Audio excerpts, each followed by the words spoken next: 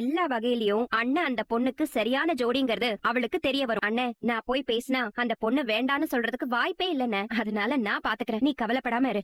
அது இல்ல செல்வி, உன் தங்கச்சி சொல்றேன்னு நான் பேசுறேன், நீ கவலைப்படாத. ஏய், என்னடி சொல்ற? என்ன யாருன்னு தெரியலையா? ஆனந்தோட தங்கச்சி. தெரியுதுங்க. நான் நல்லா இருக்கேன். என்ன வேலையை முடிச்சிட்டு வீட்டுக்கு போயிட்டு இருக்கீங்களா? ஆமாக்கா.